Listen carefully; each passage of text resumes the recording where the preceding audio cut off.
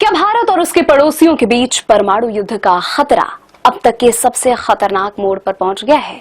Stockholm International Peace Research Institute short में SIPRI की एक बेहद चौंकाने वाली रिपोर्ट ने पूरी दुनिया के होश उड़ा दिए हैं। दशकों पुरानी रक्षा नीति को मरोड़ते हुए भारत ने इतिहास में पहली बार शांति काल के दौरान ही अपने 12 परमाणु बमों को मिसाइलों पर फिट करके रेडी टू फायर यानी कि दागने के लिए तैयार मोड में तैनात कर दिया है।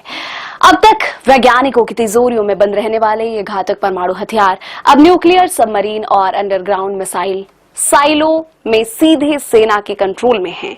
चीन की दादागिरी और साल 2025 में पाकिस्तान के साथ हुए खुफिया ऑपरेशन सिंदूर के तनाव के बाद भारत का यह कदम सीधे तौर पर दुश्मनों को निशानाबूद करने की खुली चेतावनी माना जा रहा है। खेल बदल चुका है और भारत की परमाणु मिसाइलें अब पलक झपकते ही तबाही मचाने के लिए पूरी तरह लाइव है। दशकों से चली आ रही पारंपरिक रक्षा नीति से यह एक बहुत बड़ा रणनीतिक दबाव है।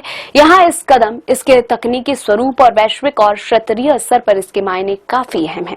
जानकारी के मुताबिक अब कुछ परमाणु हथियारों को मिसाइल साइलो और न्यूक्लियर सबमरीन पर तैयार करके रखा गया है। इससे पहले भारत हमेशा से अपने परमाणु हथियारों और उन्हें ले जाने वाली मिसाइलों या विमानों को शांतिकाल में अलग अलग रखता था। हालांकि भारत की परमाणु नीति नो फर्स्ट यूज यानी पहले परमाणु हमला न करने के सिद्धांत पर टिकी है।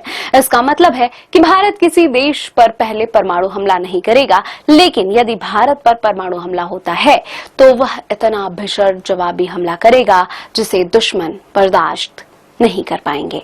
दरअसल जवाबी हमले को अचूक बनाने के लिए यह जरूरी है कि भारत के परमाणु हथियार दुश्मन के पहले हमले में नष्ट न हो।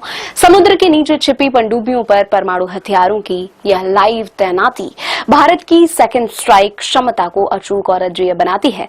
रिपोर्ट्स की माने तो साल 2025 में भारत और पाकिस्तान के बीच सीमा पर ऑपरेशन सिंदूर के रूप में जो संक्षिप्त सैन्य तनाव देखा गया था, उसके बाद भारत ने अपनी रणनीतिक संपत्तियों की सुरक्षा और जवाबी तैयारी को और कड़ा करने का फैसला किया है। हालांकि भारत का मुख्य ध्यान अब लंबी दूरी के डिलीवरी सिस्टम पर है जो पूरे चीन को कवर कर सके, लेकिन पाकिस्तान की ओर से किसी भी दुस्साहस को रोकने के लिए यह रेडी टू फायर मोड बेहद अहम है। लेकिन भारत के कदम से पूरी दुनिया में हलचल है।